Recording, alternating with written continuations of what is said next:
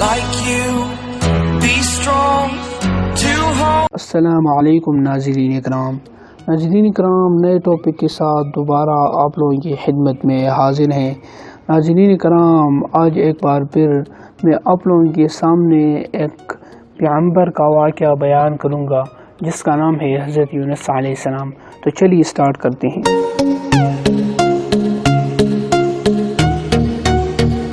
ناظرین اکرام، آپ علیہ السلام اللہ تعالیٰ کے برکیزہ اور جلیل القدر نبی ہیں۔ آپ کا شمار بھی انبیاء بنی اسرائیل میں ہوتا ہے۔ آپ کا سلسلہ نسب حضرت یوسف علیہ السلام کے بھائی بنیامین کے ذریعے حضرت یعقوب علیہ السلام سے ملتا جلتا ہے۔ آپ کے والد کا نام متھا تھا۔ سورۃ الانبیاء میں آپ کو ذوالنون یعنی مچھلی والا کہہ کر پکارا گیا، اور سورۃ القلم میں صاحب الحوت لقب بیان ہوا ہے۔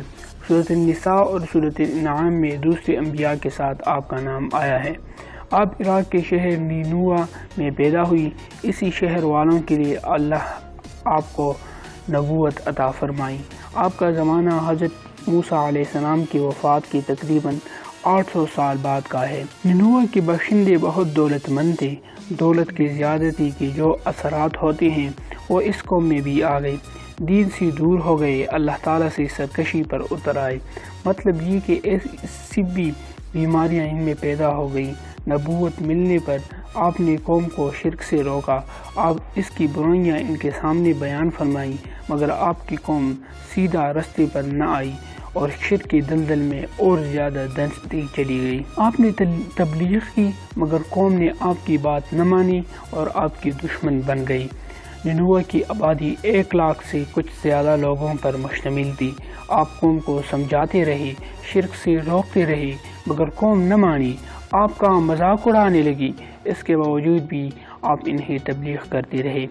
آخر کار آپ کو اللہ تعالیٰ کی طرف سے حکم آیا، اب آپ اس قوم کو بتا دیں کہ اگر آپ نہیں مانتے تو نہ مانو، مجھے اللہ تعالیٰ نے حکم دیا ہے کہ 3 دن کے اندر اندر تم پر عذاب آنے والا ہے۔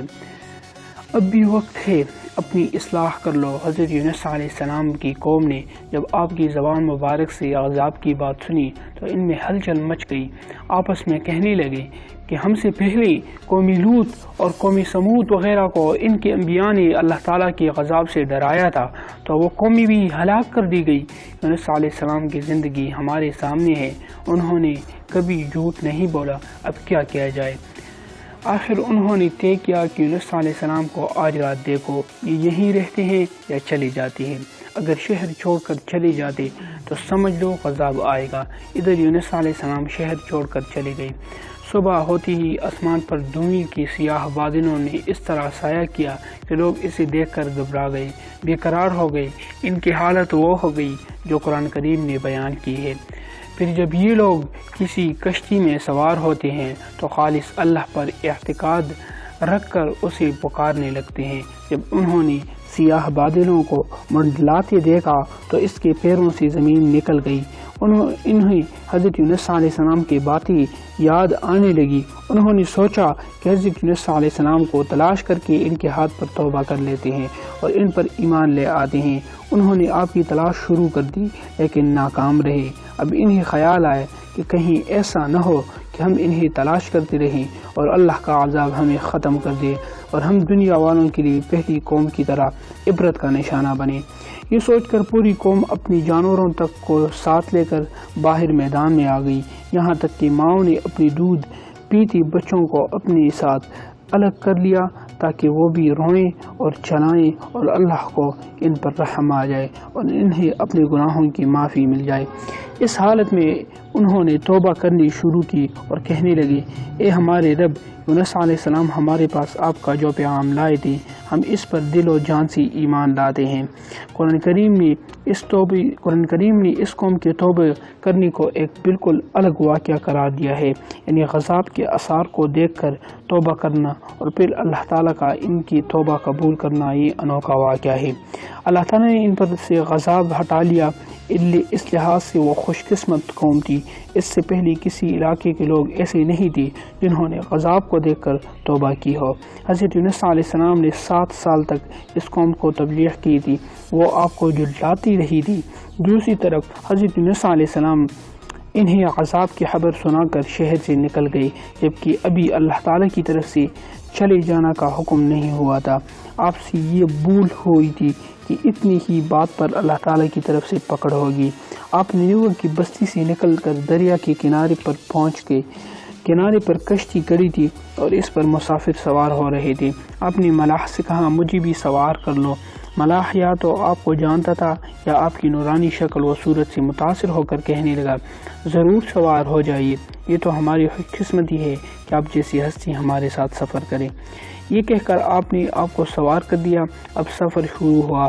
کشتی اب تھوڑی ہی دور چلی ہوگی کہ بنور میں پھنس گئی اور چکرانے لگی۔ مسافر گھبرا گئے، رونے لگے۔ کشتی کی ملاح نے چیخ کر کہا، اے مسافر، میرا بہت مرتبہ کا تجربہ ہے، جب کوئی غلام اپنے آقا سے بھاگ کر آتا ہے تو میری کشتی اس طرح بنور میں پھنس جاتی ہے۔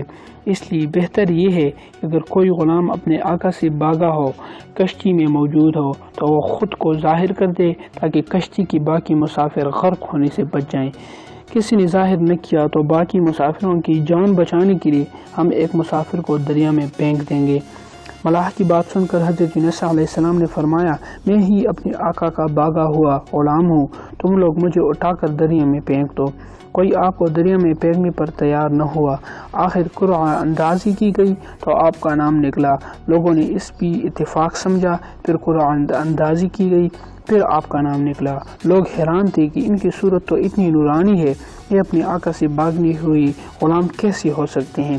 اور پھر تیسری مرتبہ قرعہ اندازی ڈالا گیا تو پھر آپ کا نام نکل گیا۔ تیسری مرتبہ آپ کا نام نکلنے پر بھی ملاح آپ کو دریا میں گرانے پر تیار نہ ہوا تو حضرت یونس علیہ السلام نے سوچا، میری وجہ سے تمام مسافر پریشان ہیں، اس لیے آپ خود ہی دریا میں کود گئے۔ دریا میں گرنا تھا کہ ایک بڑی مچھلی نے آپ کو زندہ نگل لیا۔ اللہ تعالیٰ نے مچھلی کو حکم دیا، ہمارے بندے یونس کو اپنی پیٹ میں ہی رکھ، یہ تیرا غذا نہیں بلکہ تیرا پیٹ ہم نے اس کے لیے قید خانہ بنایا ہے۔ یہ بھی بیان کیا گیا کہ وہ کوئی خاص قسم کی مچھلی تھی، اس کا پیٹ شیشے کی طرح شفاف تھا، اس میں سے دریا کی ہر چیز نظر آ رہی ہے۔ اگر وہ کوئی عام مچھلی ہوتی تو آپ دریا کی دنیا کیسے دیکھتے؟ یہ اللہ کی قدرت کا ادنا نمونہ تھا۔ یہ واقعہ دریائے فرات کا ہے۔ اس دریا میں بہت بڑی بڑی مچھلیاں ہیں۔ اس بارے میں روایات مختلف ہیں کہ آپ کتنے دن مچھلی کے پیٹ میں رہے۔ 1 دن، 5 دن، 7 دن اور 40 دن کی روایات ملتی ہے۔ حضرت یونس علیہ السلام نے مچھلی کے پیٹ میں اللہ تعالیٰ کو یوں پکارا، لا الہ الا انت سبحانک انی کنت من الظالمین۔ اللہ کے سوا کوئی معبود نہیں تو جملہ عیوب سے پاک ہے، بے شک میں ہی قصوروار ہوں۔ اللہ تعالیٰ نے آپ کی دعا قبول فرمائی اور حضرت یونس علیہ السلام کو مچھلی کے پیٹ سے نجات عطا فرمائی، یعنی اللہ تعالیٰ نے مچھلی کو حکم دیا ہمارے بندے کو باہر نکال دے۔ مچھلی نے آپ کو کنارے پر لا ڈالا۔ اس وقت حضرت یونس علیہ السلام بیمار سے تھے۔ مچھلی کی پیٹ میں رہنے کی وجہ سے آپ کمزور ہو گئے تھے، آپ کے بدن پر مکھیاں وغیرہ بیٹھنے لگی۔ اللہ تعالیٰ نے آپ کے پاس کدو کی ایک بیل اگا دی، اس کے پتوں نے آپ پر سایہ کر دیا۔ ایک ہرنی اللہ تعالیٰ کے حکم سے آپ کے پاس آتی اور آپ اس کا دودھ پی لیتے۔ اس طرح آپ بہت جلد تندرست اور توانا ہو گئے۔ اپنی بستی کی طرف روانہ ہوئی۔ راستے میں ایک چرواہی سے ملاقات ہوئی۔ آپ نے اس سے قوم کے حالات پوچھ لی تو اس نے بتایا، یونس نامی ہمارے نبی تھے، انہوں نے قوم کو بہت سمجھایا، قوم نے ان کی بات نہ مانی، وہ ناراض ہو کر نینوے سے چلے گئی۔ ان کے جاتے ہی قوم کے سروں پر بادل منڈلانے لگے، انہیں اپنی موت نظر آنے لگی، وہ رونے لگے، اللہ تعالیٰ سے معافیاں مانگنے لگے۔ آخرکار اللہ تعالیٰ کو ان پر رحم آ گیا، مگر یونس نبی کا اب تک کسی کو پتہ نہیں۔ اس پر حضرت یونس علیہ السلام نے اس سے کہا، اگر تیری بکری میں دودھ ہو تو مجھے پلا دے۔ اس نے سر بری اور بولا، جس دن سے یونس گئے ہیں ہم لوگ شدید قحط کا شکار ہیں، غلہ تو درکنا گھاس تک پیدا نہیں ہوتا۔ آپ نے اس کی بکریوں پر ہاتھ پھیرا تو اس کی تھکن دودھ سے بھر گئی۔ وہ دوڑ کر شہر میں گیا اور یہ بات انہیں بتائی۔ سب لوگ آپ کی زیارت کے لیے شہر سے باہر نکل آئے۔ دیکھا تو وہ واقعی حضرت یونس علیہ السلام تھے۔ وہ لوگ بتحاشا خوش ہوئی، بڑے احترام سے آپ کو شہر میں لائے۔ انہوں نے آپ کے زندہ سلامت مل جانے پر اللہ تعالیٰ کا شکر ادا کیا۔ دوستو، آج کی ویڈیو بس یہیں تک تھی۔ امید ہے آپ کو یہ ویڈیو پسند آئی ہوگی۔ دوستو، اگر ویڈیو پسند آئے تو ویڈیو کو ضرور لائک کر دیں اور ساتھ ہی ساتھ چینل کو بھی سبسکرائب کر دیں۔ ملتے ہیں ایک نئی ویڈیو کے ساتھ، تب تک کے لیے خدا حافظ۔